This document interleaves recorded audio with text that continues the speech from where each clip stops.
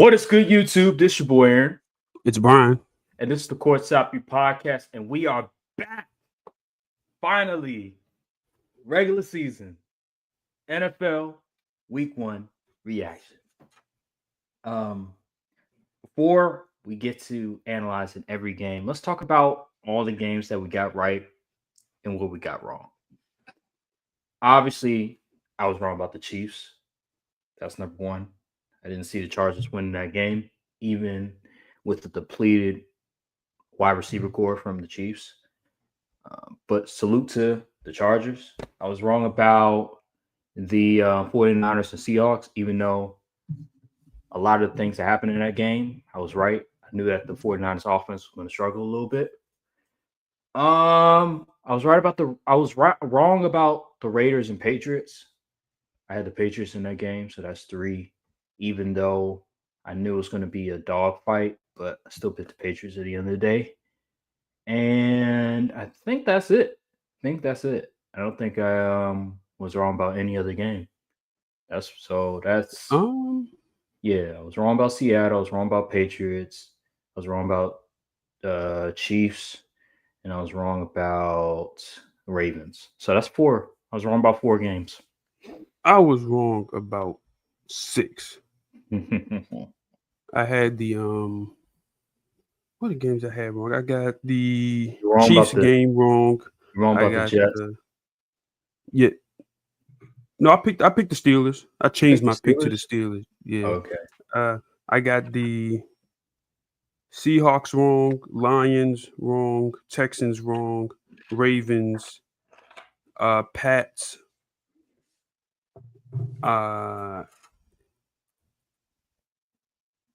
Chiefs. Okay. Yeah, so those are, and for the spread, I went 7 for 9. 7 for 9. It's got 16 games. So I was 16 games. So I was only wrong about 4. Not bad. Not bad at all. For week 1, week 1 is very unpredictable. So very unpredictable. So I'm not mad about it. Week 1, I did horrible. And every one of them games that I was wrong about could have went any way. Ravens and Bills was close. 49ers and Seahawks was close. Chiefs and Chargers was close. Patriots and Raiders was close. So I mean, each one of those games, it was a dogfight. It could have gone either way, but for the most part, it just didn't go my way this time. But hey, I'm not mad at it. I was only wrong for 4, and we'll try to get perfect in week 2 or near perfect in week 2. So we'll see. But anywho, let's get on to the games. Let's get on to the major games, the important marquee games. Let's talk about it. I want to go to the Monday night game since it did happen yesterday. Vikings and Bears. This was a very interesting matchup for many reasons. Number one, it's Caleb Williams versus JJ McCarthy, the 2 first-round picks from the previous draft, not this past draft, but the draft before that. And we finally get to see JJ McCarthy start for the first time ever, which was great. Caleb Williams, first time with Ben Johnson as his head coach. They were able to bring in Colston Loveland and some pieces to help him improve. Here's the thing. Also, NFC North matchup, big deal. It was not a pretty game. Let's just get that out the way. The first half was terrible for both squads. It was looking really bad for the Vikings. I ain't gonna lie. I was getting very concerned for JJ McCarthy. I thought JJ McCarthy was a deer in headlights for that first half. Matter of fact, for the first 3 quarters, really. But the first half specifically, he looked god awful. And then second half rolls around, and it seems like all the bad stuff that JJ McCarthy was doing transferred to Caleb Williams, because Caleb Williams, even in the second quarter, was missing throws, was just not anticipating and not processing as fast as he was supposed to. So I was watching it, and It was some of the worst QB play I've seen in a minute. He wasn't anticipating throws. He was not on time with his receivers. He there was something that he did, Brian, and I was Mm-hmm. watching the film. He would go to his first read, right? And he would go off his first read way too quickly. So there was one play where it was DJ Moore and I think it was like a deep out route or something like that. And that was the first read. It was And open too. he was open, bro. All he had to do was just keep his eyes on DJ Moore. He had a clean pocket. And he just elected, you know what? I'm going to go to my second read. Why? Why? And then it's just so many other situations where he's just not accurate. At all. Like past Simple 10 throws. yards, I'd be like, brother. Simple throws on schedule, scripted plays. He couldn't make the throws, which is very concerning because when you draft a guy with the first pick overall, you're building your franchise around this guy. You expect him to be able to hit the layups. He could not hit the layups consistently enough. And it was very alarming. I'll say this, the first quarter, Caleb Williams was really good. But then second quarter on, it was just something about what he was doing, what he was seeing. It looked like he didn't know what he was seeing most of the time. What was your thoughts on Caleb Williams that game? Oh man, he just wasn't good. And it's a shame because this guy gets drafted and he gets touted as this generational prospect, and then we see him play, and we gave him the benefit of the doubt, scheme coaching and all that stuff. Not a favorable situation. Then you got articles coming out saying he's not putting in the work. He doesn't really, he's not doing what he really needs to do off the field to be prepared to do stuff on the field, and how he's trying to, tell wide receivers how to run routes before taking his first snap in the league. Then you see the second year, you're supposed to see progression. In the first 15 plays looked okayish. He looked okay in the first 15. That first opening drive, he rushed in for the touchdown. But then after that, it was like he couldn't get anything going. I'm seeing passes and they're low. They're high. That one pass to DJ Moore, he was wide open. That should have been a touchdown. He completely airmailed it. It looked like he was throwing to the photographer. That was a horrible pass. And I'm getting concerned because that you see the flashes, like he scrambled outside the pocket, hit Romo Dunze on the sideline on the move, and it was a dart. But then you see the other plays where clean pocket, just make the throw, and then he's just like, what happened right there? So I'm really confused. I think it's really just all like mental with this guy. It's a shame to see, but this is what I was concerned about him coming into the league last year.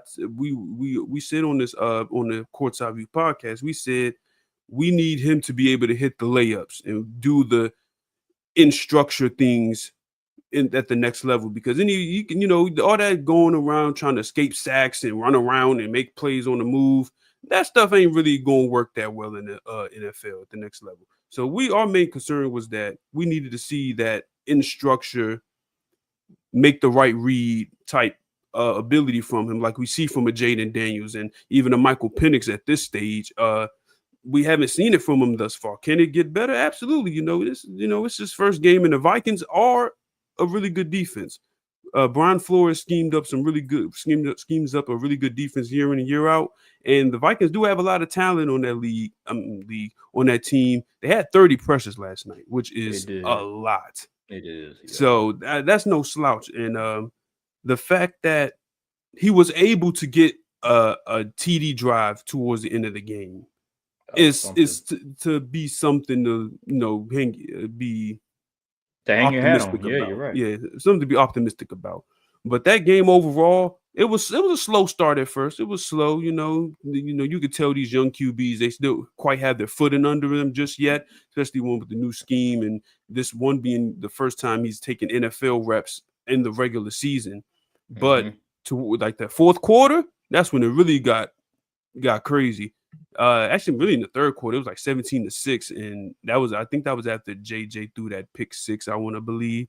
Mm-hmm. But I thought it was over for him. But then JJ McCarthy doing the things that we seen him do in Michigan when times got tough. He may not be the most talented QB, but man, the boy shows up when you need him. He is very clutch, very composed as well. He didn't look, even when the bad plays, he didn't look frazzled. He didn't look like he was close to breaking.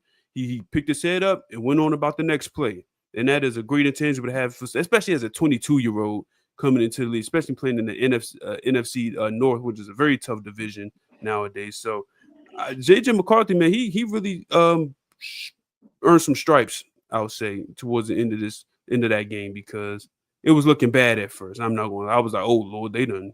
Even Kevin O'Connell can't fix this one, but no, he made the plays towards the end of the game. He was hitting receivers. He was doing it with his legs. I was impressed. I must say. I was impressed too with JJ McCarthy. I really liked how he was able to bounce back from all the adversity that he was dealing with throughout the game, mostly because of him. But he didn't seem rattled. He didn't seem like it was getting to him. He just kept going, kept battling, and eventually in the fourth quarter, I think he had 3 touchdowns in the fourth quarter. For a guy for his first start in the NFL, that's insane.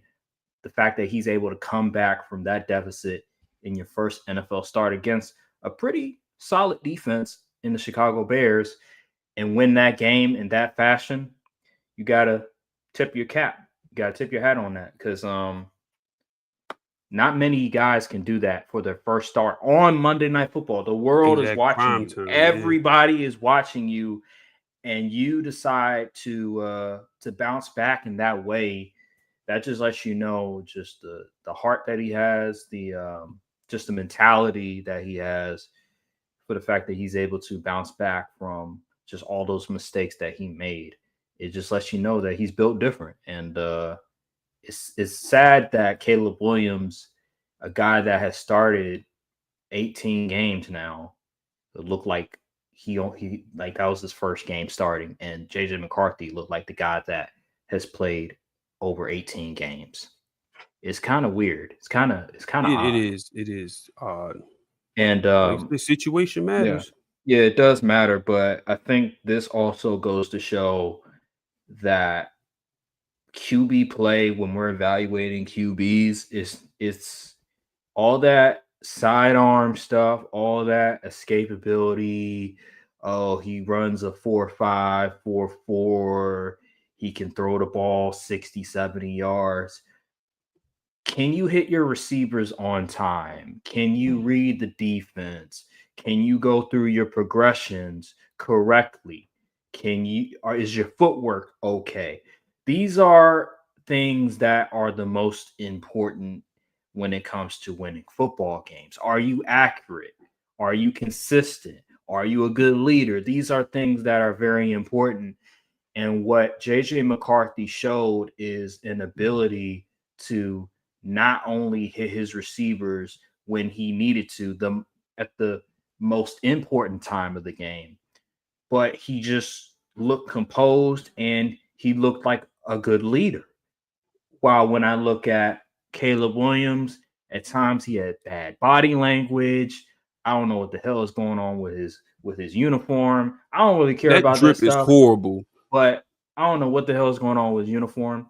It's just something about Caleb Williams, bro. Like, you can't always rely on your talent. You have to have the fundamentals down. He has all of the talent in the world. He this is what Caleb Williams has. He has like all these flashy attributes. Like 90 plus here, 90 plus here, 90 plus throw power. I haven't played Madden in a minute, but like he has all these spectacular, like flashy attributes. Agility and all that stuff. Yeah. But when it gets down to okay, what about your medium pass? What about your short pass? What about your deep pass accuracy? That shit is like a 70, 65. That's where he's at right now. And he needs to improve in those areas if he wants to be a starting QB for 10 plus years, because those are what you need in order to win in the league. And week one, that shit was not hitting at all. He looked god awful. He looked like a deer in the headlights. I couldn't believe it. I couldn't believe it because Ben Johnson, it's not like he wasn't scheming anything bad. Like a lot of the plays were good. These plays worked. And you mentioned Brian Flores. As great as Brian Flores was, I won't be honest. Caleb Williams, if he just hits a lot of those throws, if he's accurate on a lot of those throws, I think the Bears win. The Bears win those games. I don't think the scheme, I don't think the defense was so godly great that it just prevented Caleb Williams to complete accurate throws. Like, yeah, obviously, when you watch the film, the interior of that offensive line for the Bears was getting dominated. I'm like, damn, the center and the right guard were getting pushed around. It was getting muddy out there. Hargrave got to Caleb Williams, I think, maybe I once. think like And seven. No, he led the he enforced pressure. I believe he had 7 on the game. yo, Hargrave was cooking out there. He was killing that center, right guard. Them brothers had no answer for that defensive line. And it did prevent Caleb from going through some of his progressions. He had to rush some throws. He had to escape and scramble a few times. And those times, I have no problem with Caleb. You're supposed to do that at the end of the day. If your offensive line is not going to be able to hold up for 2.5, 3 seconds, then yeah, you're going to have to You know what the utilize your funny thing legs. is? What?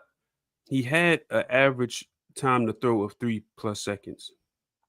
Yeah, yeah. I'm just telling you from what I saw, there were like many moments, just like with Jared Goff. We'll get to the Lions and Packers in a little bit, but just like with Jared Goff, um, sometimes your line is going to break down and they're not going to hold up. That interior of the offensive line was just having a hard time holding up against that defensive line for the Minnesota Vikings. And Caleb Williams, he had to make something out of nothing. That's why he was those 2 touchdown passes where those two rushing touchdowns that he had. That was him because of the offensive line. Like the offensive line was breaking down and he had to make something out of nothing. He couldn't really go through his reads, or the secondary for the Vikings was actually really good. So those 2 touchdowns, that was good Caleb. Like I'm not mad at him utilizing his legs, but everything else, Caleb. That's really what it is. It was just bad Caleb for most of that game. He needs to work on being able to time his throws. He needs to work on being more accurate, and I don't know if he'll improve. I really don't. That's the concern. Hopefully Ben Johnson can get him right. If not, then it's over. If I'm DJ Moore, if this happens for like another week, I might crash out. I might crash out I'm because, DJ Moore. I'm like, look, I got my money. bro, there was 2 throws. One of them, I think it was over the middle. It was a He slant. missed. He missed targeted DJ Moore, and after the play, the DB tripped DJ Moore. Like he pretty much like hit him, and DJ Moore fell. And then there was another play where it was a hospital ball. Remember that? Yeah, I remember that. Right And over Caleb, the. I believe that was over the middle of the field too, and the DB got a clean hit on him, but it rocked him. It rocked him a yeah, little bit. yeah, and then also Caleb got sandwiched as well. But yeah, that play too. So those are 2 plays where DJ Moore got hurt. He got lit up because of Caleb Williams' inability to properly time his throws or to protect his receiver. And then there was another play where Rome Odunze, it was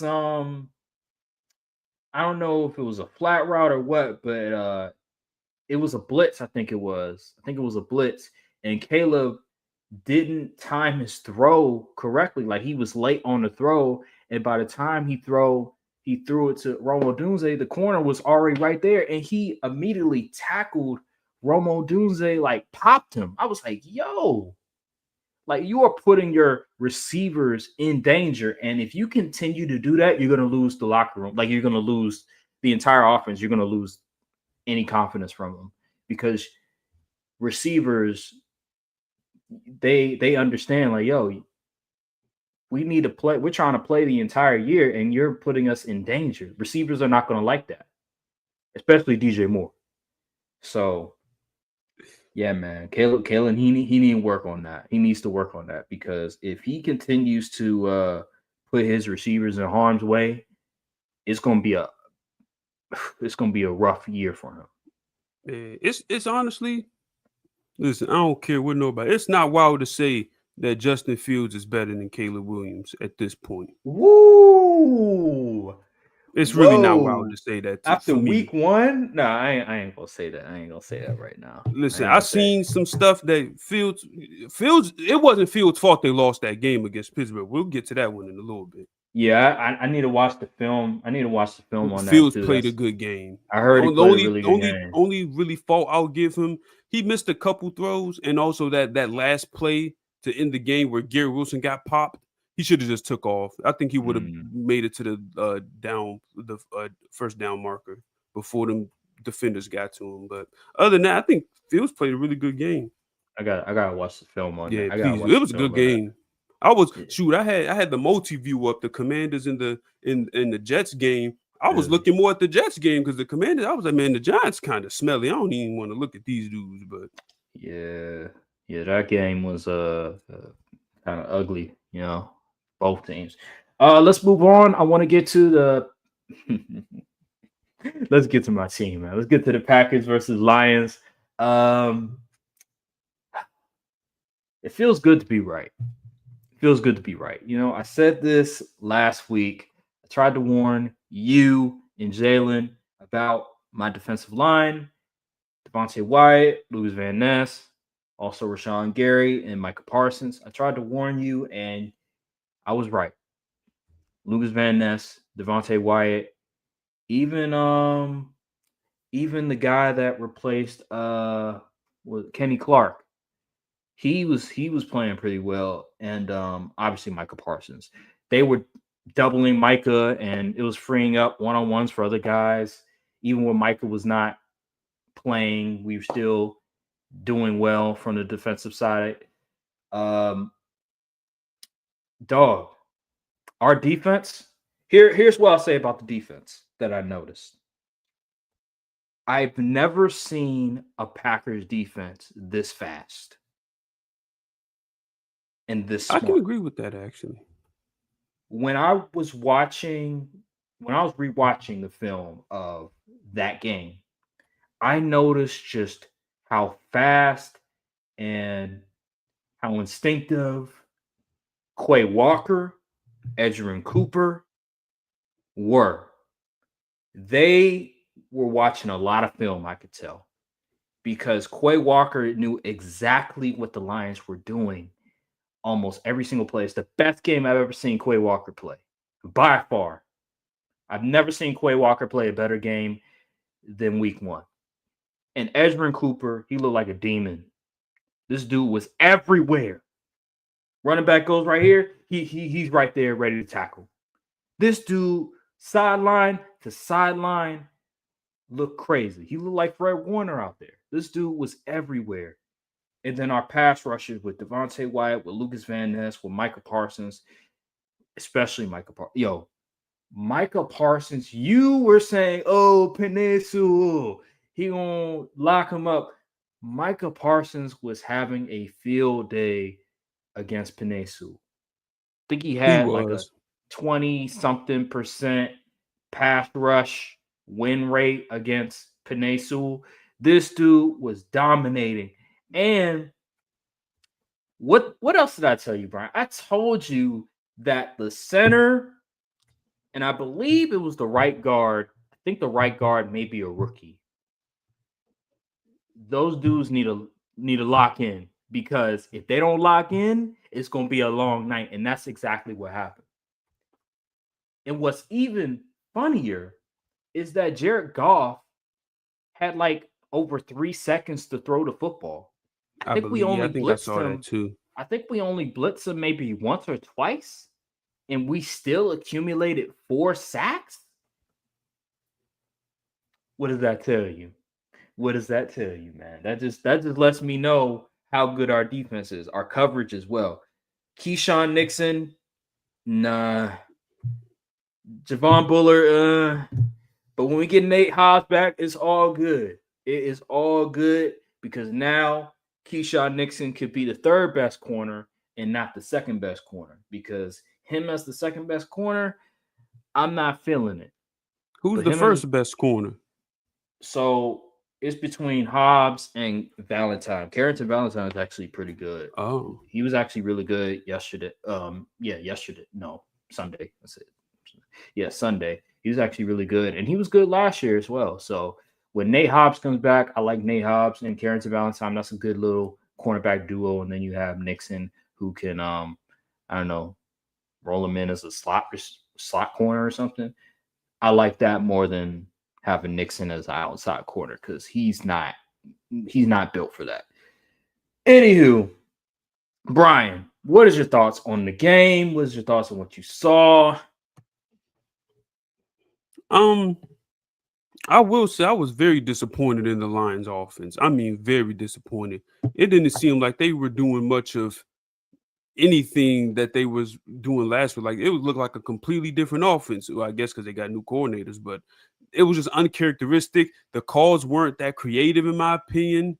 Um, it just seemed they just did a lot of man on man football. They just lined up and played. I wasn't really feeling that.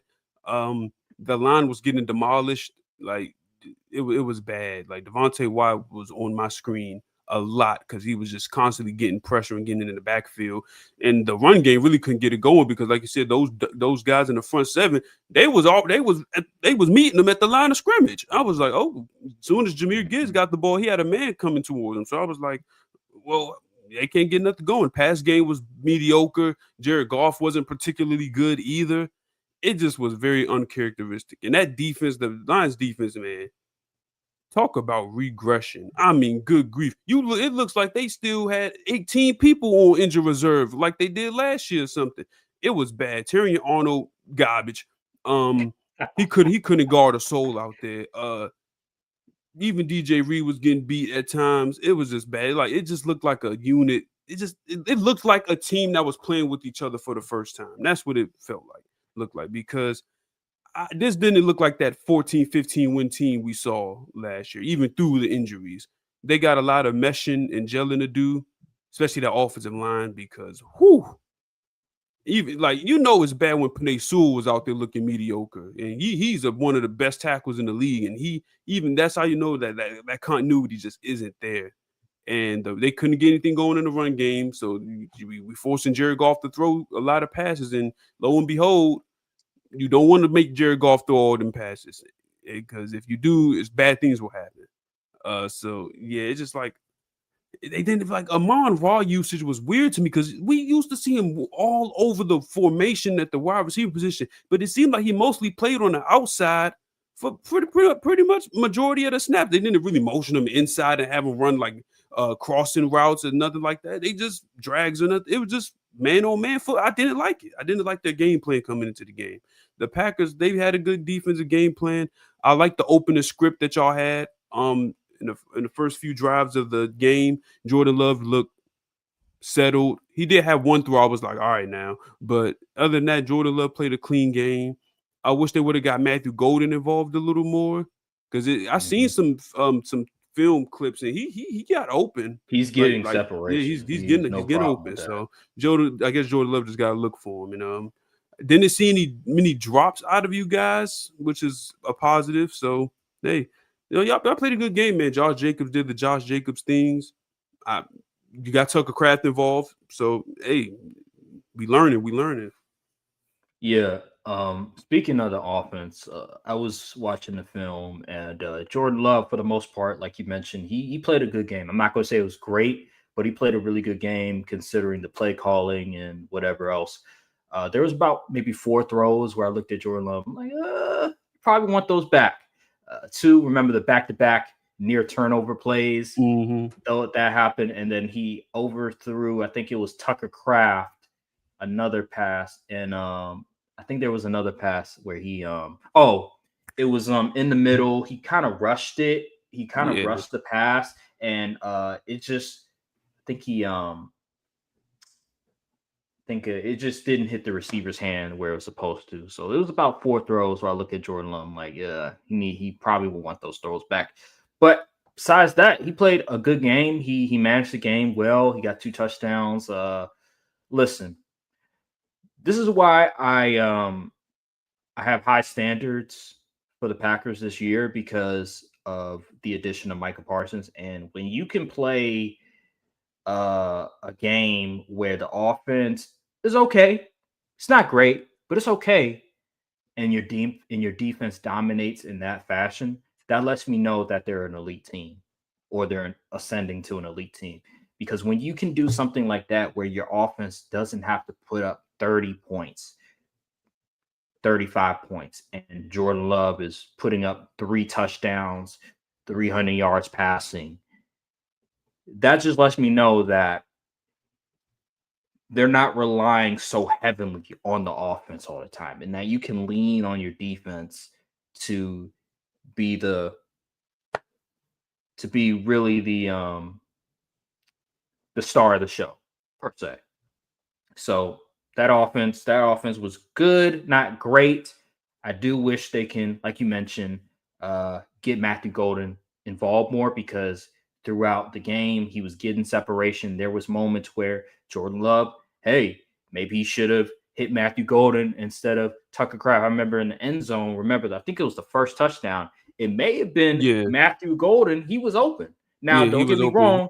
It He was like still a good play. Still good play by Jordan Love. Don't get me wrong. But Matthew Golden was open as well. It would have been a harder pass to complete, but Matthew Golden was open. And then there was another play that I saw where he was open as well. So there was opportunities there that Jordan Love would have paid attention more to Matthew Golden.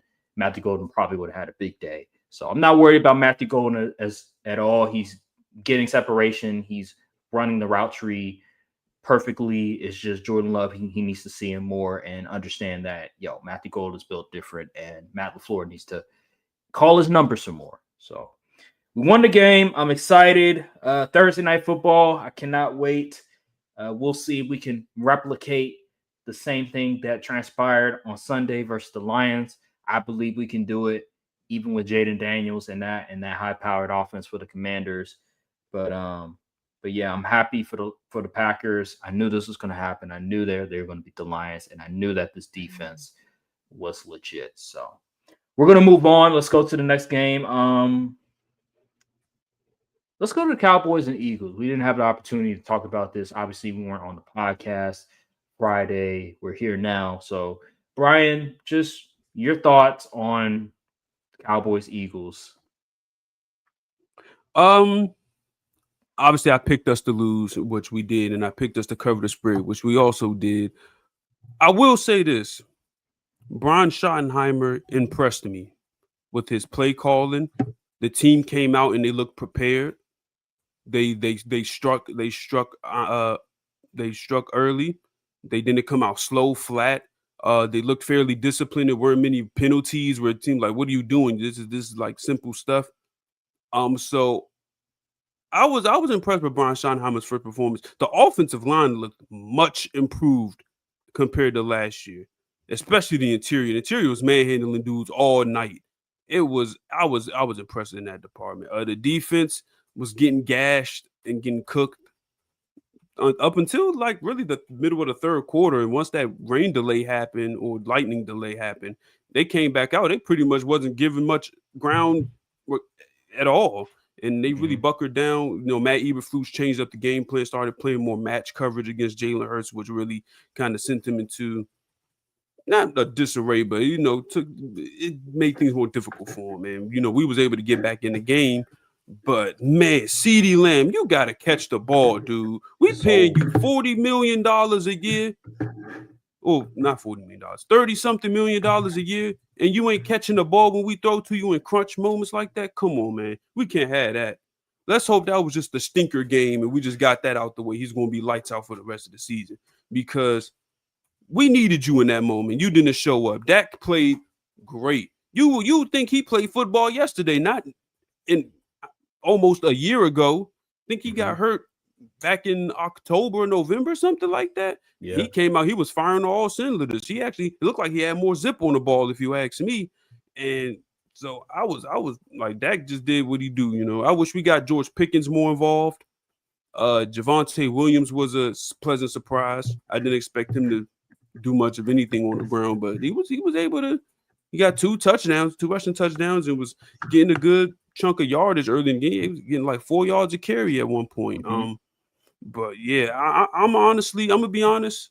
This may be jumping the gun a little bit, but I don't really care. I'm going off what I saw. I know it's only week one. Things are uh, obviously subject to change, but from what I've seen and what I've seen throughout the NFC as a whole throughout this week one, the Cowboys look like a playoff team compared to what we Mm. saw out of the rest of the NFC groups. That being Seattle, Chicago, 49ers. Like, we talking polish. The Cowboys look like one of the more polished teams from the NFC this week. Mm. That's an interesting take. um, so I wasn't able to watch the entirety of the game, but I got to catch like the third and fourth quarter. And what I'll say is, I was a bit surprised that the Eagles weren't able to get a double digit lead. I know I predicted that the Eagles will win by double digits. I tried to tell you. I thought the defense would be a lot better. I learned later on that Jalen Carter got himself out the game. So maybe that had a lot to do with why the defense wasn't as good as I thought.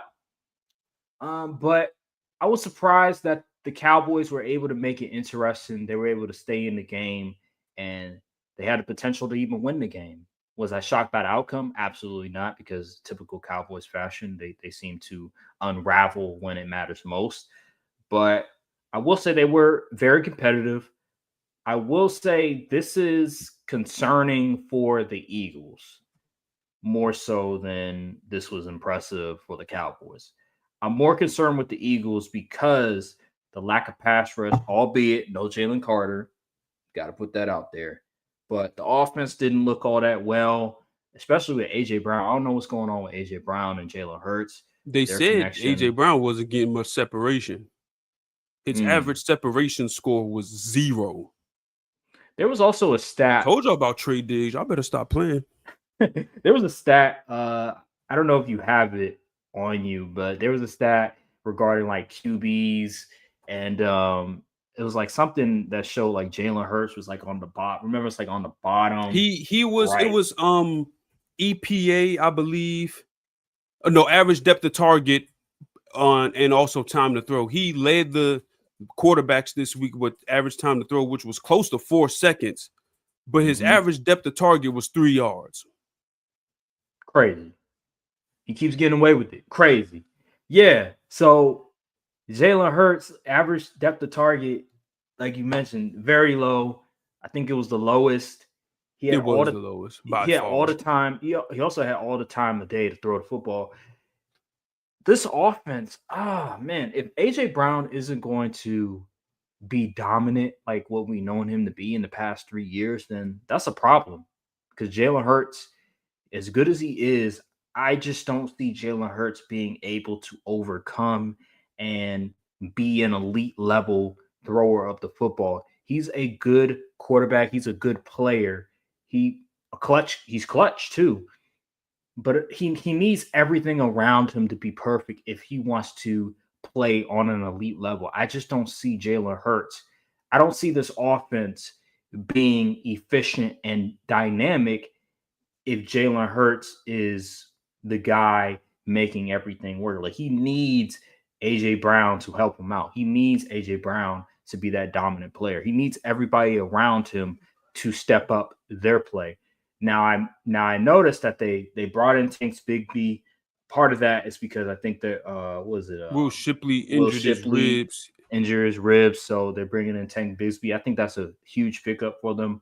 Tank Bigsby, very efficient back. Uh, I sent you Yeah. some of the stats regarding Tank Bigsby. I think yards after contact. I think he's number one in 2024. So this dude, he's a bruiser between the tackles. He's going to break a lot of tackles. I think yards per carry, it was really high as well. I think he had over 5 yards per carry on 160 um, attempts.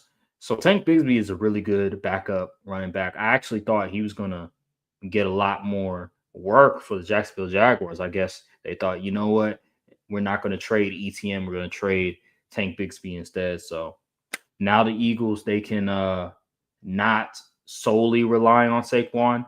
They can split his carries, give him maybe 15 to 18, and then give Tank Bigsby maybe 9 carries. And that way they can save Saquon Barkley and he'll be fresh for the playoffs going forward. So I hate That's it. true.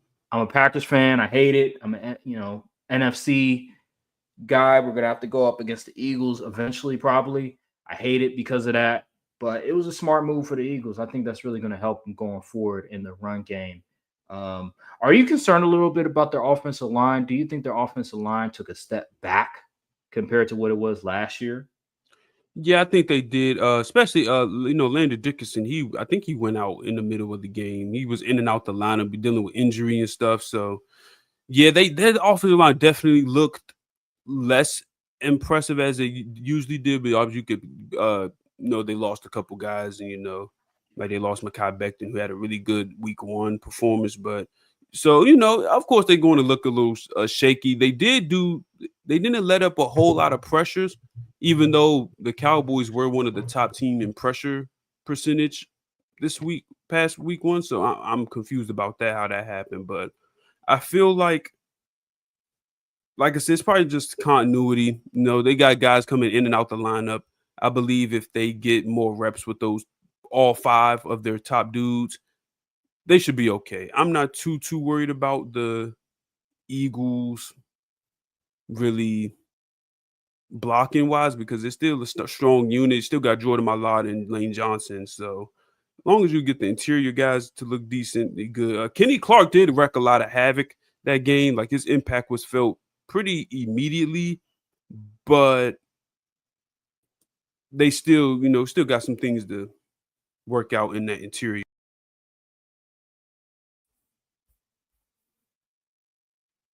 Oh, your mic is muted. Yeah, I'm back. I'm back. I had a got smoky in my room.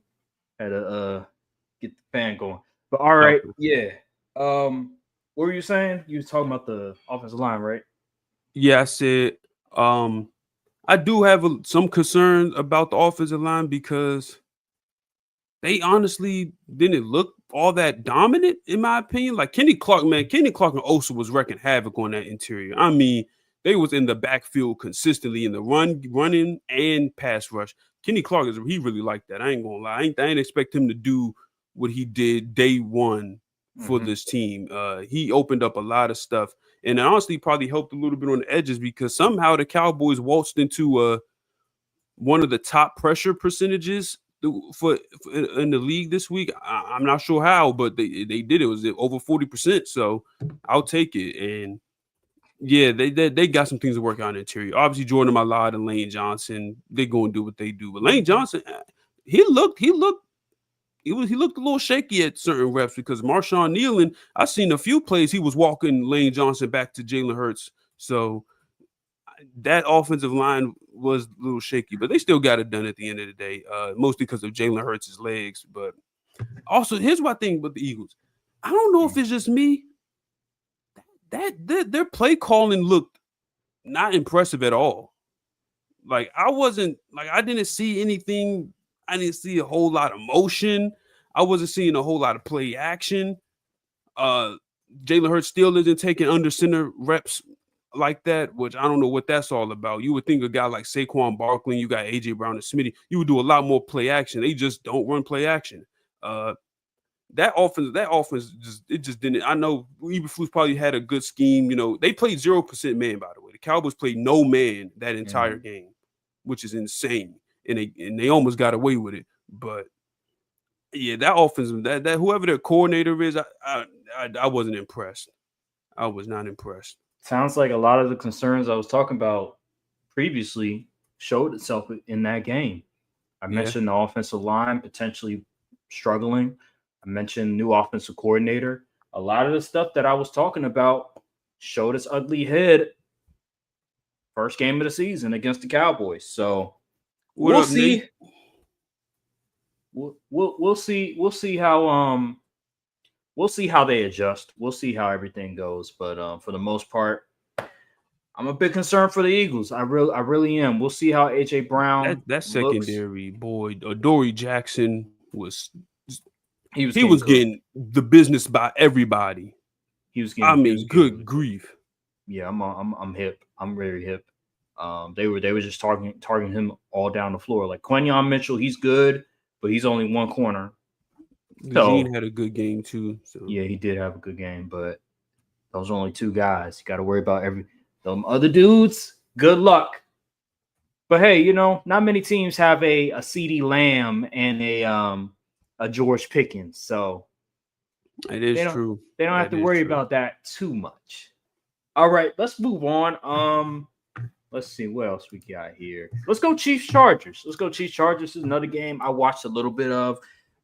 We both picked the Chiefs. I was a little bit surprised at the outcome because normally the Chiefs they kind of have the Chargers number, but the Chiefs were missing some pieces on offense mostly, and I didn't think Patrick Mahomes played bad. I didn't think he played bad at all, given the circumstances. But I will say Listen, that the running game, the lack of running game, was very. It showed apparent. itself. It Yeah. showed itself that game. Isaiah Pacheco, I think he only got like 5 carries. I didn't see that happening. Me I either. I lost money on that game. I ain't gonna hold you. I lost money. I bet money on that game. I thought Pacheco was gonna get 40 yards, at least 12 rushing attempts because I saw Kareem Hunt and what he did. And then Pacheco, when he came back and played the Chargers and what he did, I was like, oh, they got this. Because if you remember the Chargers, they lost one of the defensive linemen who played well for them last year. So I'm thinking, all right, bet. Chargers defensive line ain't like that. And then the Chiefs, they played each other and they can't run the ball. So I'm confused. I'm like, why wouldn't you run the ball more? Because Pacheco was getting like 5 yards a carry or something like that. So they weren't feeding him the ball a whole lot. I was confused what Andy Reid was doing. I was very confused. I Honestly, thought, yeah, Matt Nagy, he has to go. Ever since he took over as the offensive coordinator, it has just been mediocre, pedestrian type numbers, play style from the Chiefs. And honestly, the Chiefs, you want to know what the Chiefs look slow. They look slow on offense. they I'm gonna just keep did. it to stack. Once Xavier Worthy got taken out the game by Trav, what is up with them? What is up with their wide receivers getting hurt by their own teammates? What is up with that? This is the second year in a row. But dislocated shoulder. He'll be back, I believe, around week 6 or so. Xavier Worthy, or maybe not. I don't know when, but they're going to. Rasheed Rice will be back though. That offense just looks super pedestrian. I mean, seriously, if Mahomes ain't Mahomes, it is just very, very uninspiring. And like you said, Mahomes, he didn't play bad, but honestly, this is going to sound crazy because based on what my rankings were, honestly, Mahomes ain't the best in the league anymore. From his I skills, tried to tell you. he's not. He's the greatest in the league, obviously. But if we talk like talent for talent, he Lamar and Josh Allen they're playing. They're just flat out playing better than him. Like it's just that simple. And could that be because of weapons, play calling? Yeah, you could point that, but when we just seeing production wise and on the field and tape and like I'm sorry, it's just those two dudes are just playing at a higher level than Pep right now. So obviously in January it's a different story, but we know how the Chiefs get down in the playoffs. So, but yeah, the Chiefs they just I don't know, man. The defense is still pretty good, even though Justin Herbert looked really good. Like he was making all the throws. He was getting it done with his legs. It feels like something finally clicked with him. Because before he was gun shy. He didn't feel like he was ready to take the necessary plays to get a win. But now it seems like he just threw all of that out the window, and he's just willing to get it done. He's making really tight window throws as well. Very impressed with Justin Herbert because he's honestly did all the things that I got on him these recent years about by not ready to make the not wanting to be, what's the word I'm looking for? Not wanting to put the ball, I guess, in harm's Harm's way, playing a way. little Be a too safe, and gunslinger. exactly playing things by the book, pretty safe. But he really put his big boy draws on for this game, and I was impressed. The Chiefs defense, a lot of tension on that defensive unit. Players was people arguing with Chris Jones and stuff like that. I'm like, what is going on? This is uncharacteristic. Steve, you got to get your guys in order. We can't be having this kind of stuff going on week one, uh, especially from a Super Bowl participant. So yeah, man, I was impressed by the Chargers. Harbaugh had a good game plan. They couldn't get the run game going at all. So now people think Omari and Hampton is trash or something. Mind you, Ashton Genty had like 40 yards on the ground as well. But we ain't hear nothing about that because they won. But it is what it is. Well, the Chargers won too, and it still was getting Omari and Hampton. Leave my RB2 in fantasy alone. Daggone it. But yeah, man, very impressed with the Chargers and John Harbaugh. And Greg Roman, he called a good game. He did. I was impressed. I was like, what? I didn't know he had this in his bag. Mm-hmm. So yeah, man. So salute to the Chargers. I might have to, if they somehow take over that one spot in that division. Hey, Yeah. The Chiefs. I gotta see what happens when they get Rasheed Rice back and when they get all the true. dudes back. It is Because going to look completely different. once they get those two dudes back, I think they'll be fine. But yeah, the play calling just there's something about the play calling, the defense, it just didn't look right. But it's week one. Again, it's week one. It's a long season. We have 16 more games to go. So I'm not concerned with the Chiefs too much. Yeah, it's still the Chiefs at the end of the day. It's still the Chiefs. But your point about Patrick Mahomes, I'm glad you finally came on my side when it comes to Patrick Mahomes. Still a great QB, still a top 5 QB, no questions about it. But I've seen Josh Allen, I've seen Lamar Jackson have to overcome not the greatest personnel, not have the greatest weapons around them, and they still look like a top 3 QB in the NFL. With Patrick Mahomes, it's interesting. I'll say this, I think it was 2022 where the Chiefs had like a top 5 offense and they had like Juju Smith-Schuster. Travis Kelce was still Travis Kelce. And I think the running game, it was more of a running back by committee, but it was still very proficient. Was Eric Bieniemy still the offensive coordinator around that time? Yes, he was. Okay, then. 23 was when he went to the Commanders. Okay, then. So that might be the answer. That might be one of the reasons why the Chiefs aren't as good offensively, is because maybe Eric Bieniemy actually had a lot more to do with the way that the offense looked than we thought. We always said, "Oh, Andy Reid, he's this genius," which he is, but he's the head coach and he has a lot of other responsibilities. So maybe, just maybe, with Matt Nagy, he decided, you know what, I'm gonna put a lot more of the responsibilities of the offense to you. And with Eric Bieniemy, maybe, just maybe, and I believe Andy Reid said this, he said that Eric Bieniemy had a lot to do with the offensive scheme.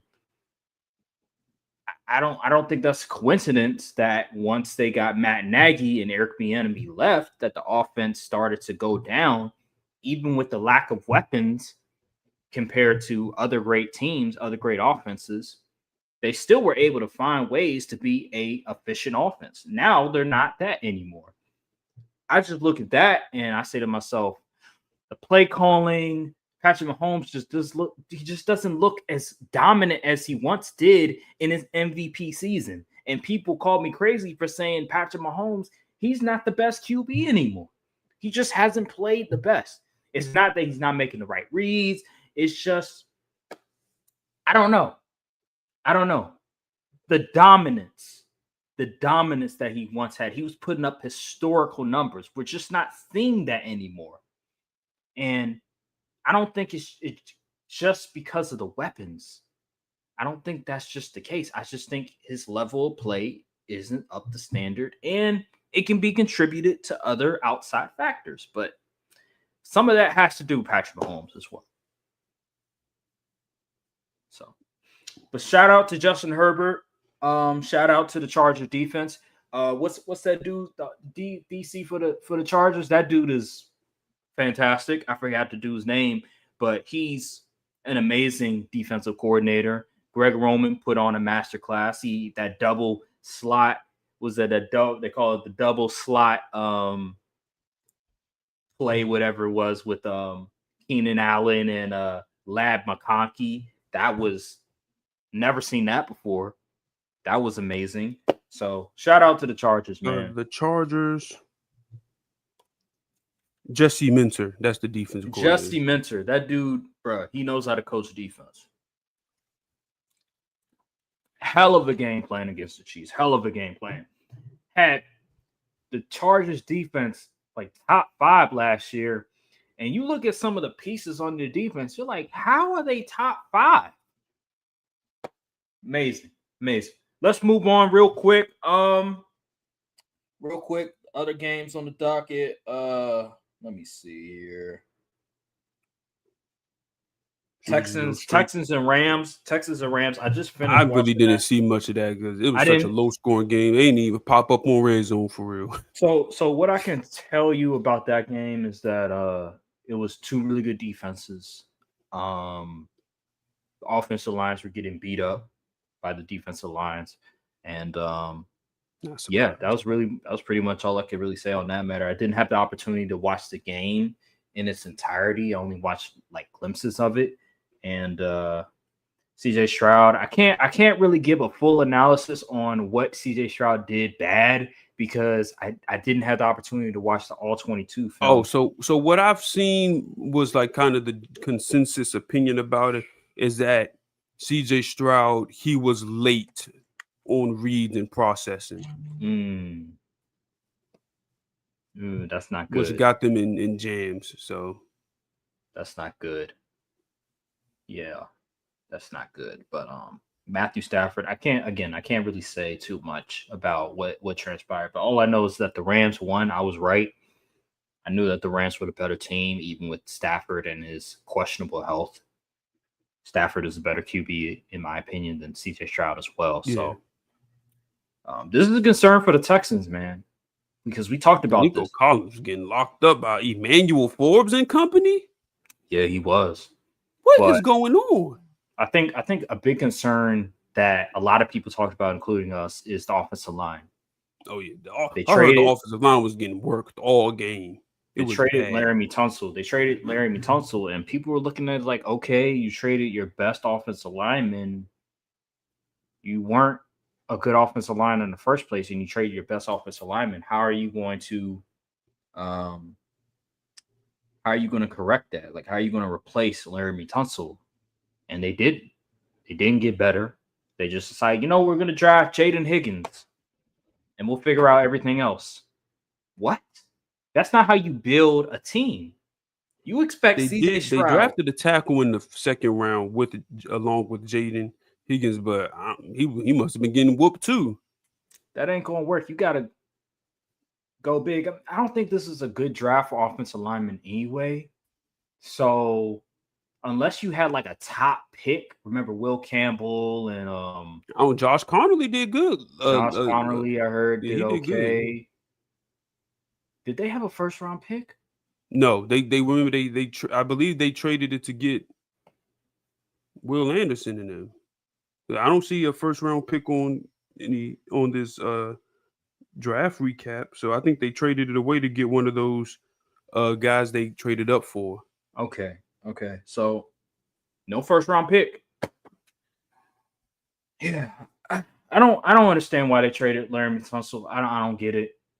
I don't understand it. Apparently, there was some friction in the locker room because people was talking about his work ethic and stuff like that, and how he's not like the greatest leader or stuff like that. So They cut ties Okay. with him. Okay. Well, it's concerning the offensive line, but let's move on real quick. We got other games. Got other games. We got so many games. Let's see here. I want Let's to go touch Patriot. on Patriots and Raiders. Yeah, that Yeah, that game was Patriot. kind of a That was a mad game, but um, when we were talking about the Raiders before the season, I mentioned that they're not as bad as what people claim them to be. I do think they're a veteran savvy team. They have a veteran coach. They have a veteran quarterback who I think at this point, I think Geno Smith is a little bit underrated. He's a he very is. accurate thrower of the football. Does he make mistakes? Yes, he's a gunslinger. He has He gonna put that ball in harm's way at he least three he times a he game. has a bit of a Jameis Winston effect, but I think he's better than Jameis Winston. I think Oh he's yeah, more easily. accurate than Jameis Winston.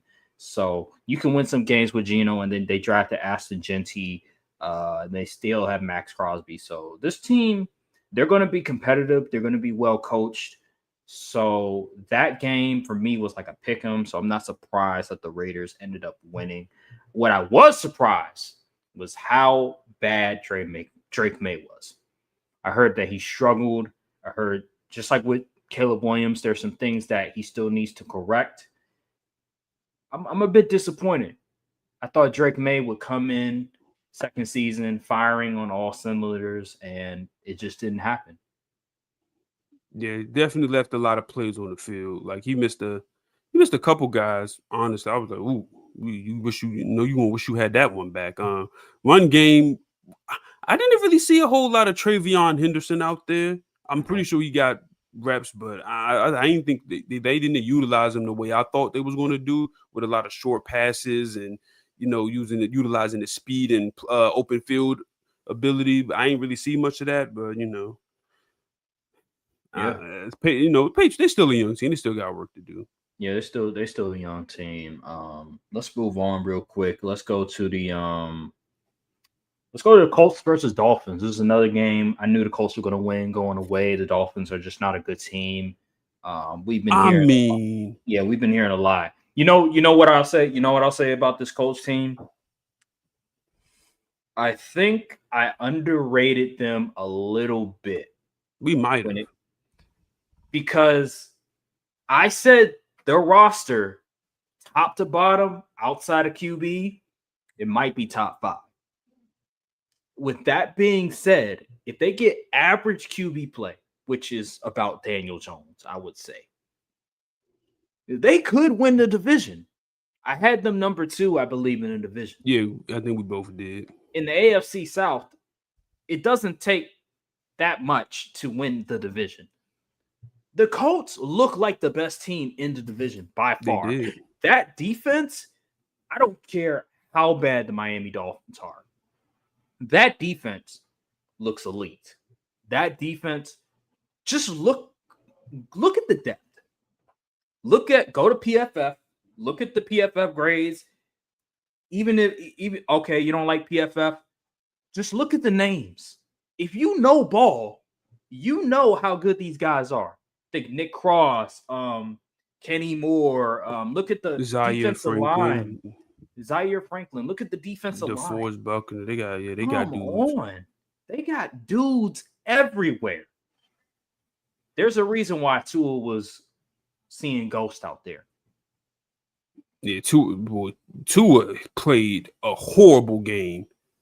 I mean, Tyreek Hill was already crashing out on the sideline. Mhm. Yeah, it's over for the Dolphins. Like we said, preseason, it's over. They look even worse than I thought they was going to look. And it's just Mike McDaniels. I ain't gonna lie, you don't got much time left, buddy. You gonna be the coordinator in Detroit or something next year because uh woo, that was bad. Tua, it's time to join the bloodline. It's just me, Oos. Yeah, Day you one. need Jay Uso need a tag team partner. That because football ain't in your future no more. Yeah, he's just That he defense can't was terrible overcome too. he can't overcome less than good circumstances.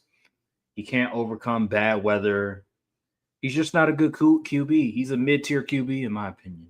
Tua, he's when things aren't going right, he looks like one of the worst QBs in the NFL. And right now, the Dolphins and the situation, it's just not good. You know, It for as seems like much as people get on our QB's flaws and stuff, aren't you thankful and glad that we have a QB that isn't a Tua or yeah, Caleb Williams?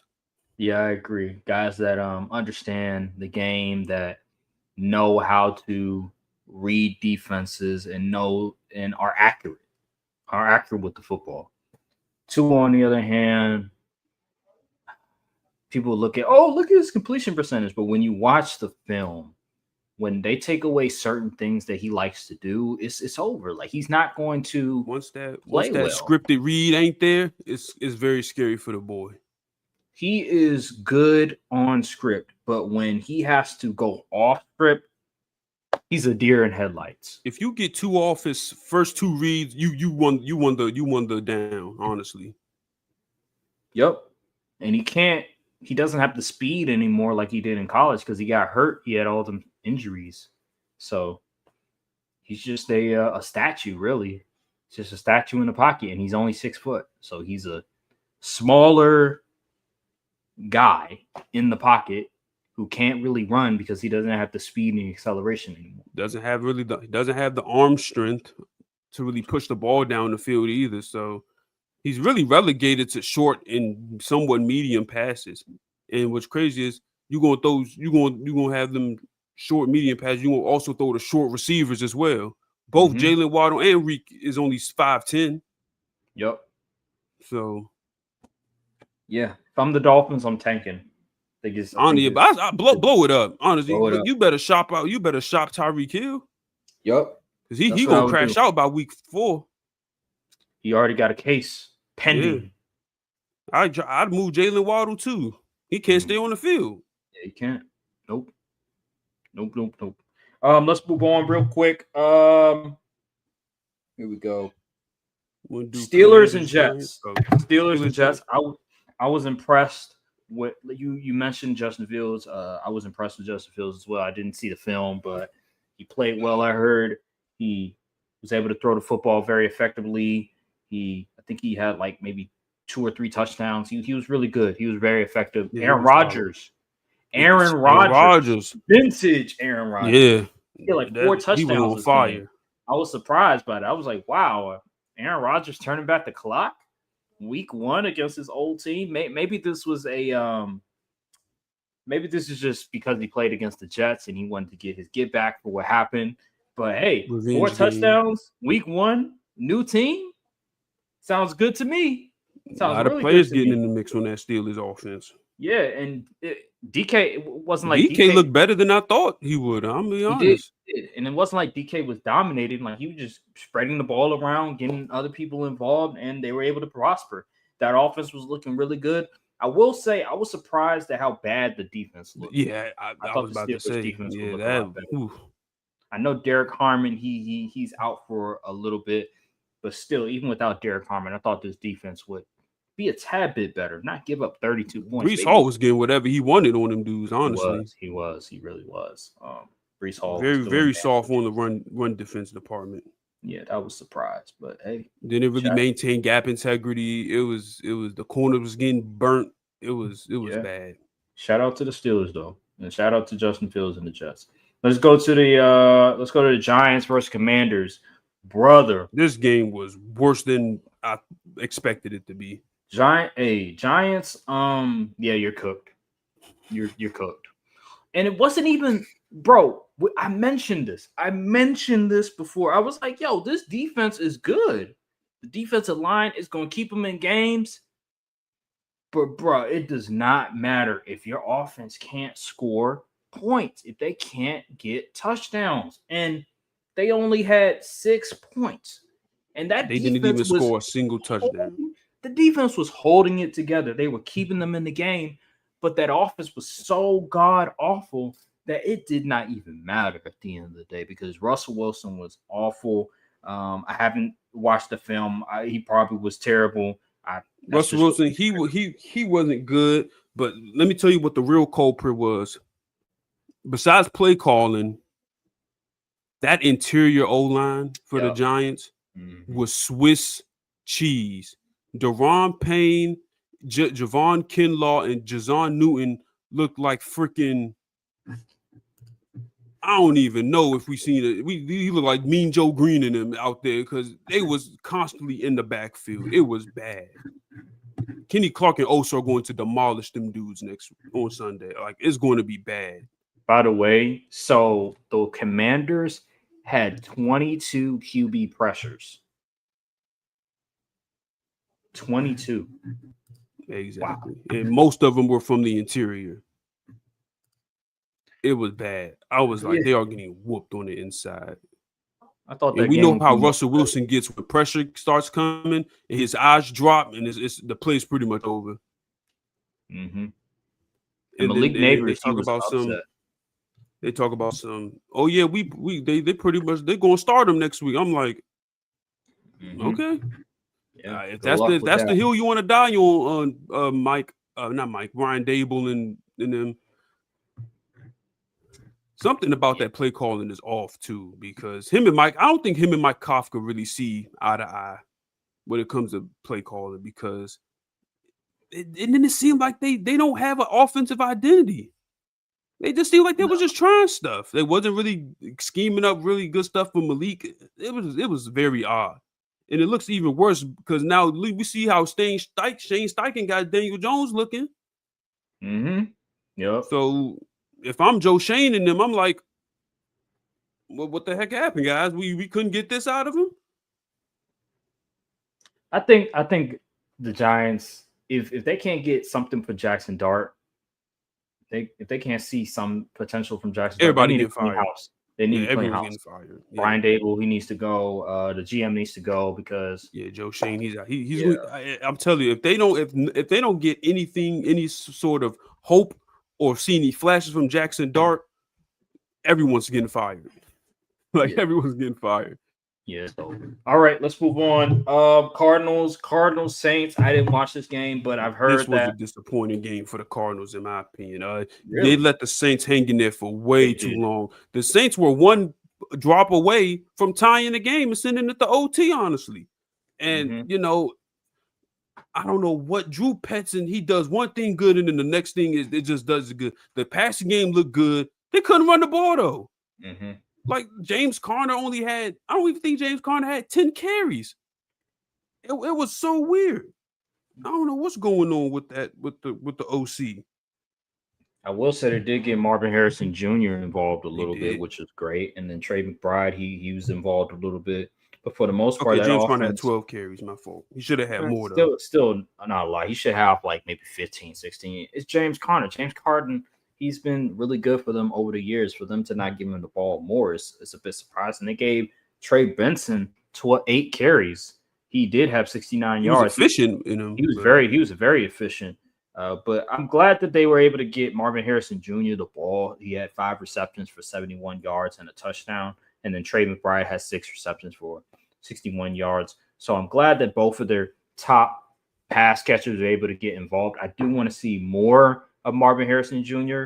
I would like to see more, especially for the fact that you did draft him in like the top 5, and he's supposed to be this generational wide receiver. So I want to see a bit more from Marvin Harrison Jr. But for the most part, for week 1, I like what I saw from Marvin Harrison. And then Kyler Murray, he wasn't terrible. He 163, 2 touchdowns, 21 for 29, completion. It's not the worst in the world. They gave up 5 sacks. Kyler Murray was sacked 5 times. That's not good. Need to be better. especially against the Saints. Yeah. Need to be better. Let's move on.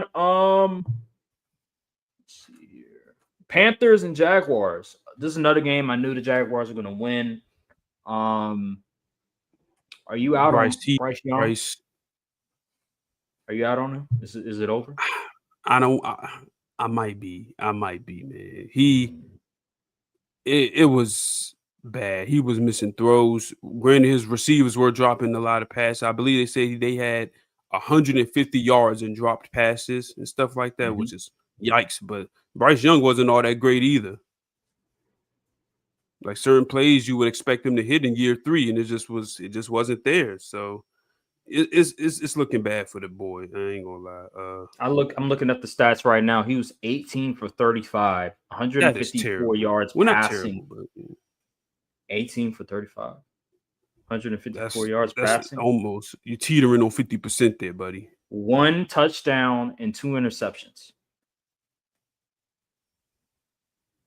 I believe one of those picks was like tipped in the air though. I will say that. I want to say Okay. that, but All right, one touchdown, one Trevor Lawrence interception. ain't looked that good either, honestly. No, he didn't. There was some plays I saw on social media where he was late on his throws. Big time. So I don't know, man. Like Him and Brian Thomas Jr., man. He that missed that Brian Thomas Jr. on 3 easy throws. I was like, you got to be kidding me. that generational QB label seems Let's like a just throw curse the word now. generational out the window for any upcoming prospects That because seems this like is a getting curse now. ridiculous.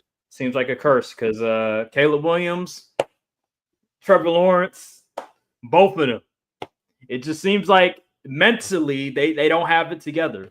For whatever reason, they just don't have it together. The stuff that you need in order to win in the league, all that flashy stuff is cool, but the fundamentals, the most important stuff, that stuff, they don't have it consistently. Trevor Lawrence, same thing. They still won the game because they have all that talent. They got Travis Hunter. I saw some plays from Travis Hunter. I really like Brian Thomas Jr. They got all these dudes. And yet, Even ETN had a good game. he did. He actually did, yeah. But well, they won. At the end of the day, they won, but it was Carolina. We'll see how things progress for the Jacksonville Jaguars. Um, that's all I could really say on that matter. I don't want to say too much. Bengals and Browns. Oh boy. I don't understand why the Bengals are always in a dogfight with the Browns. I understand it's an AFC rival, AFC North rival, but it's the Browns, man. They got Joe Flacco starting at quarterback. Why are you always in a dogfight with the Browns? I don't get it. But they won in I ugly might have a fashion. theory, actually. What? What's the theory? Joe Burrow does not like playing under center. A lot of this is from shotgun, if I'm remembering correctly. So if there's no threat of really a handoff to a running back, the Browns defensive line, which is very stout, can just unleash on a pass rush attack. And Myles Garrett was getting after him. Mm-hmm. I mean, this dude's a monster. He messed around win defensive player of the year again. And you know, they got the players on the back end to cover T. Higgins and Jamar Chase. Denzel Ward had that boy 23-1. He up there, he might as well been on the phone talking with Young Thug and him because he wasn't out there playing football, I tell you that much. And I don't know what happened. Chase Brown had a really good first half, and then after that, he was nowhere to be found. So I don't know what the Browns are just bro. The Browns held them to 7 yards in the second half. Wow. 7 yards. And they still somehow lost, but that is insane. You get held to 7 yards in a half of football. You know what's crazy? I know the Bengals finally won a game. They finally won their first game in like how many years? But after having to play the starters 3 weeks in the preseason. That's what I'm saying. Like, how do you play your starters in the preseason and yet you still struggle week one? It makes no sense. But regardless, I don't want to spend too much time on it. By the way, Jamar Chase, where were you? Triple We're Crown gonna need winner another rant saying he not like that here so he could get his mind right. All right, let's move on. Buccaneers, Falcons. Falcons. Great game. Michael Penix, he showed up. He played pretty well that game. There's a lot of signs of encouragement for Michael Penix in the future. Hopefully, Drake London, he'll play next week, and he's not injured too badly. But the Buccaneers, Emeka Egbuka, we all knew Emeka Egbuka coming out was going to be the stud, but he really showed himself in this game, first game of the year, and very the dude impressed. He showed out. Yeah, I was very impressed with Emeka Egbuka. Got the game-winning touchdown. I'm surprised Bucky wasn't going as crazy as he usually does. Yeah. But it seemed like that Falcons pass rush was actually getting to the Buccaneers, especially early in the game. I was impressed. you look at the roster, you see some. If you're not really a ball knower, you would look at them like, who are these guys? But they got some pretty solid guys on that Falcons defense. But yeah, that was a very close game. I thoroughly enjoyed the watch, even through all the fantasy football stress that it induced on me. But Baker, he showed up when he needed to be. He needed a drive to take the lead, and guess what? He delivered. Michael Yeah, he Penix wasn't also was perfect. delivering clutch moments as well. So I'm looking forward to that rivalry. Those Hmm. games are going to be very fun Yeah, Michael moving Penix. forward. I can't wait to see what he progresses into. Hopefully, this is a sign of things to come. Baker Mayfield wasn't perfect as well. He only completed like 17 of 32 passes for 167 yards. He did have 3 touchdowns, but he didn't play the cleanest of game. But they ultimately won. They figured out a way to win, and Emeka Buka showed some signs of his potential, and that's all you can really say at this moment. It's the division rival. It's week one. It's not going to be clean. It's not going to be perfect. Guys are still getting back to form. So salute to the Buccaneers. The Buccaneers, I think they're one of the better teams in the Good win NFC. I on the think they're going to road. make the playoffs. Good win on the road against a pretty decent Falcons team that nearly made the playoffs last year. And that's all I could really say on that matter. So let's move on to Titans and Broncos. Oh, no. Let's go 49ers Seahawks. This is a game I mentioned before. I was wrong about Seattle, but ultimately I was nearly right because for a moment it looked like Seattle was going to get this in the bag, but 49ers were able to prevail. Tariq Brock Woolen Purdy, happened. yeah, yeah. Brock Purdy was Boy, able he's to terrible. come up in the clutch, even though that last touchdown was kind of crazy. I ain't gonna lie. That was a very weird way of ending a game. But hey, it is what it is. The lucky person gets the draw, and 49ers were able to get 49ers, it. man, y'all listen. I might have to recant my prediction because boy, that offensive line was getting worked. They couldn't run the ball at all. CMC had to get 18 million catches. That boy, I don't think this is going to hurt to say as a CMC fantasy owner, he might not make it to week 5 with this usage and volume because boy, Mm. It's not looking good too good. Sam that Darnold. defense looked elite though. That defense looked really good. Yeah, yeah. Sam Darnold. He was, according to Sam PFF Darnold. standards, they say he was good, but we all know he wasn't great. He wasn't good. But the offense, JSN, he did his thing. He, Yeah, he, he definitely got his on the yardage and outside his too. targets. Yeah, he was. Kenneth Walker But looked terrible. I mean, good yeah, grief. Charbonnet was getting most of the. I think he was getting most of the touches. Right, he was getting most of the attempts. He was the most productive back at the very least. Yeah.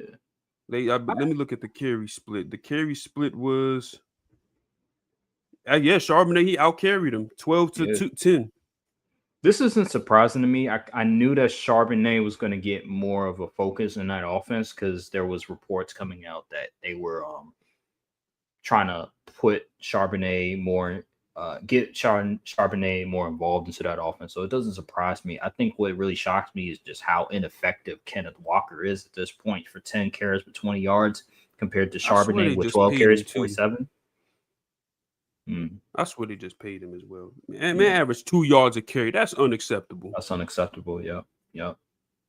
All right, let's move on. Oh, yeah, and 49ers, man, they're dealing with injuries yet Yeah, again. Like Brock Kittle's Purdy going to might be be out. out week 2. Yeah. Jawan Jennings got hurt, and they're still missing Brandon Ayuk. This team is just, I don't know what's going on. I don't know what their medical staff is doing, but they need to get a new medical staff because this is getting ridiculous. Why are their players always hurt now?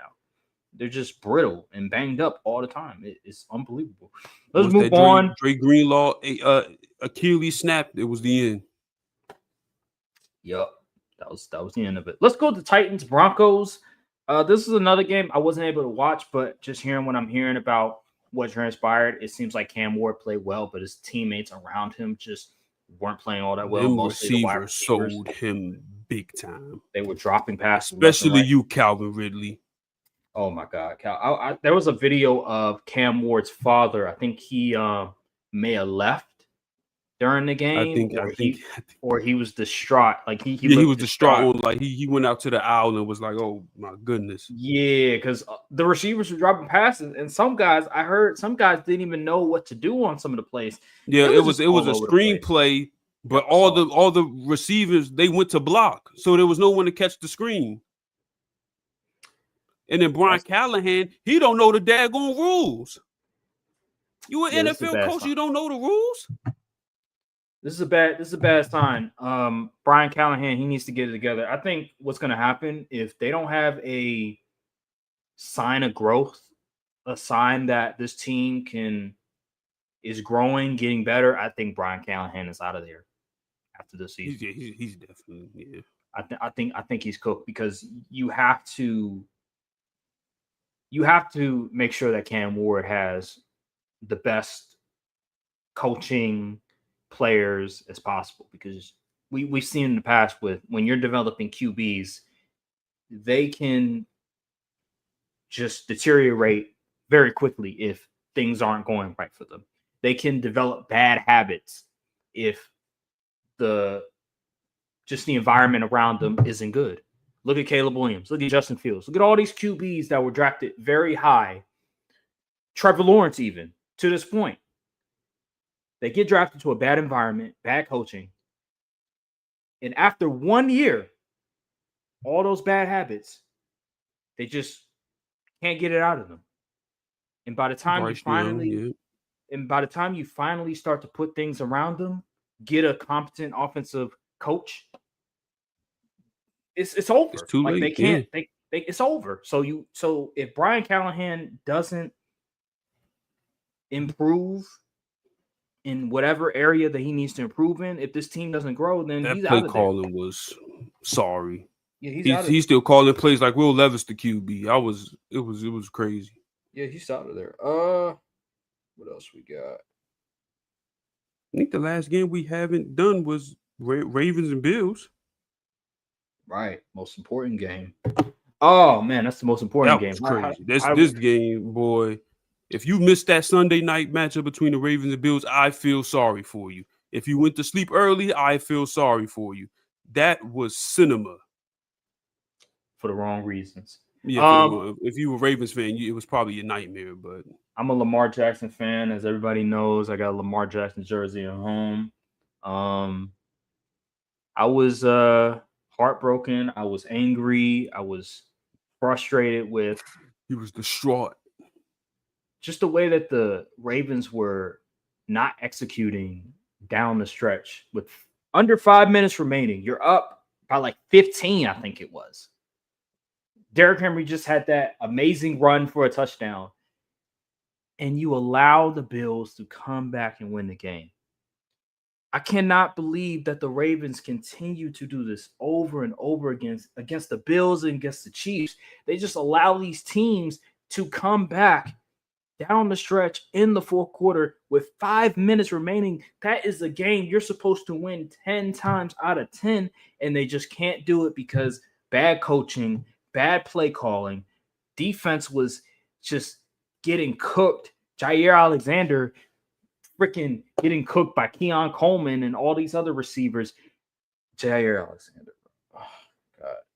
Why would you trip the wide receiver when you know that if you just allow him to score, Yeah, that was silly. Lamar Jackson and the offense will have an opportunity to come back and potentially win the game? But no, it's just stuff that you can tell they're not getting coached on or they're not getting coached hard enough on. Situational Waste stuff. no football. Yeah. When players on your team are consistently making boneheaded mistakes in clutch moments, that lets you know that they're not getting coached situationally regarding those moments. Look at the New England Patriots when Bill Belichick and Tom Brady were at the helm. During clutch moments, notice how they knew exactly what to do in those clutch moments. Even when they were down in games, they knew what to do in those clutch moments. There's a reason for that because they're getting coached well. They are preparing for those situations. I don't know what the Ravens are doing, but it seems like they're not prepared for those situations. Derrick Henry, top 2 running back in the NFL. How do you fumble the ball when you're up? What was it? What were they up 15 points at that time, Yeah, or they they were were up 15 points. you were up 15 points? You're trying to chew the clock.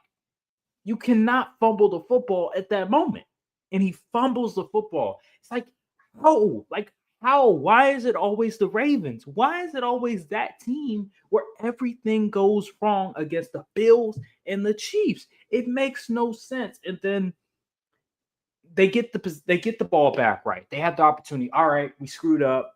We still have a lead. We're up by 8. Let's just shoot a clock. Let's not give them the ball back.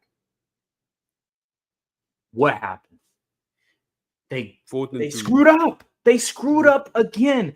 How do you screw up again? You got 2 opportunities. You have 2 times where you can shoot a clock and end it. And you can't end it with Lamar Jackson and Derrick Henry and Zay Flowers and Mark Andrews. Zay Flowers went How? crazy. Yes, he went crazy, and you can't end the game. You have a top 2 QB in the NFL. In my opinion, the best QB until that game. I got Josh Allen now because Lamar, bro, favorite QB in the NFL. But bro, you cannot keep losing these games like this and expect me to all of a sudden say you're the best QB. I still think he should have been the MVP, but I can't do it. I gotta stamp Josh Allen as the best QB now. I have to. Because Lamar, you can put up all the numbers you want, but at the end of the day, you got to win the game. You got to win the big game. You got to win clutch games. And if you can't do that, and the other dude that's being compared to you is doing it against you, I'm sorry, bro. I can't stamp you as the number one dude. I can't. I cannot do it. Honestly, I can't really argue against that logic. I still got Lamar's over Josh Allen, but that this game was such a disappointment. I swore you could have asked me with the remaining time up 15. There's no way the Bills come out and pull this one out. But lo and behold, the Ravens did the Ravens thing in the big game and they choked it away. I mean, this is a constant reoccurrence, and we have to start holding people accountable. I know people want to say, "Oh, it's not John Harbaugh's fault Derrick Henry fumbled," but dude, if this is a common theme at this point, they do not execute down the stretch of big games and matchups. Who are we to blame? Eric DaCosta is doing his part. He's putting these great rosters together. Like, what? Who else are we supposed to blame? We can't always blame the players. Yeah, they got to go out and make a play, but if the players are not prepared in these moments, we only have to look towards the coach. And this is a constant thing. Like John Harbaugh, this has happened since Lamar got in the league. Went against Tennessee, they wasn't prepared. Got walked down by Ryan Tannehill, Derrick Henry. Went up against Buffalo, got walked down by Josh Allen and them. Went up against the Chiefs, got walked down in the AFC Championship. Went up against the Bills last year, got walked down by Josh Allen and them. Who are we to blame? Yeah. Like let's start being for real here. I know we are John Harbaugh all cool and stuff. You know, he got a Super Bowl and all, but bro, 2012 was a long time ago. He's Doc Rivers. That's what he is. He's Doc Rivers. He's always in the mix, but he never gets over the hump. That's what he is, bro. That's what he is. He's Doc Rivers. I ain't saying you got to fire him, but dang, we can at least say, hey, buddy, you got to start, being, if you want to be putting in this upper echelon tier with the Andy Reids and stuff, you got to execute when it matters. Pretty much. I don't understand. Jim Harbaugh executed against the Chiefs. Mm-hmm. His guy was ready. Crunch time, they was down. Justin Herbert, he made a play. They had in the same position to ice the game. They needed one first down. Guess what? Justin Herbert got it. I don't get it, man. I don't know.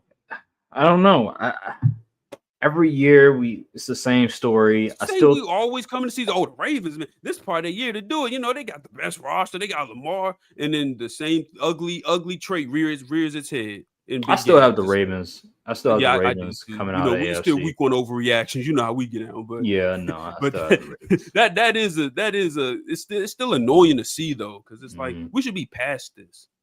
I will say this: that game, although it was week one, I am concerned for the Bills That in could terms honestly of be their the difference defense. maker between seeding. Honestly, It Bills could get the first could seed be. off that game. I heard the Bills schedule is not that difficult either. It's They have not. a pretty light You see how schedule. the So AFC East looking right now? bro, like they it's like, hey, Patriots aren't good anymore, so we'll take it from here. Bad AFC East. Well, hey, Patriots, Tom Brady, all them boys, they're not there anymore. We'll take that spot for you, and we'll dominate the division. And the Bills, they just have an easy road from now on, and they can win 13, 14 games. The Ravens, I haven't looked at their schedule, but I guarantee you they probably have a pretty difficult schedule, given they play in the AFC North and given they have a first place schedule. So it's going to be a lot harder, but they have a way better roster than the Bills. So there's no excuse. I've said this before. The Ravens, they have arguably the best roster in football. I truly believe that. So what you just said about John Harbaugh, you're absolutely right. There's no excuse. This comes down to coaching. If you want to blame Zach Orr, by all means, the defensive coordinator, by all means, go right ahead. But this boils down to the head coach and his team not being prepared in the biggest of moments. Almost every single time. Almost every single time. Come on now. Come on now. It's a pattern. Yes. Doesn't even matter. Yes, Derrick Henry fumbled the ball, but what happened? You still had another opportunity and you blew it. You blew it. You blew it. I think that'll do it. We have one more segment. We're bringing it back. Here we go. The salute segment. All Brian, right, all right. who are you saluting for this week? Salute segment, man. You know what? NFL is back week one. You know what also is back? The salute segment. This week we kick it all. Hey, this is gonna be the quarterback edition because I got three dudes on it that have really good games. And guess what? You want a salute segment, so that means you got what? The W. First kicking off the list, we got Aaron Rodgers. First game in the Steelers uniform against his former team, a revenge game, if you will. 22 for 30. That is very high percentage. 244 yards, 4 touchdowns. He was spreading the wealth out there. Very good performance. Got it done. Second on the list, Josh Allen coming back down 15 against the Super Bowl favorite Ravens. 33 points. I said 33 points. 33 completions out of 46 attempts. 394 yards. And guess what? 200 of those came in the fourth quarter. And he had 2 in the air and 2 on the ground. Josh Allen getting it done for the Bills in a big thriller game. Third on the list, surprise, surprise, they thought he was dead. He got named as the starter, and people was like, they scratched their head. And Daniel Jones came out and showed you exactly why he earned it. 22 for 29, 272 yards, 2 on the ground, 1 in the air. Hey, man, did the Giants make a mistake? People are saying yes, because we saw how Russ Wilson looked out there. Those are my salutes of the week. Aaron Rodgers, Josh Allen, and Daniel Jones. I like it. I like it a lot. No defensive players. I was trying to find a defensive player. I didn't. I ran out of time. I'm gonna keep it honest. That's I ran fine. out of time. Yeah. I can't think of I know. maybe Jordan Lewis had a good game. I want to say Nick Bonito had a good game as well. yeah. Nick Medito. Miles Garrett actually had a good game, but they lost. So Mm-hmm. No, it's all good. It's week one. this Week week one. You we know, we gonna get the offense. we We're gonna got get the time. offense. We're gonna bring the Got we're gonna incorporate the defense in the future. Yeah, I like it. Daniel Jones, I like it. Aaron Rodgers, I like it. Josh Allen, I like it. Seems like pretty accurate to me. Seems like a good list to me. But yeah, that'll do it for this episode of the Courtside podcast. Make sure to like, subscribe, comment down below, hit the notification bell, and follow the socials. And we'll see you guys in the next episode of Courtside podcast. Thank you guys for watching, and peace. Salute. All right.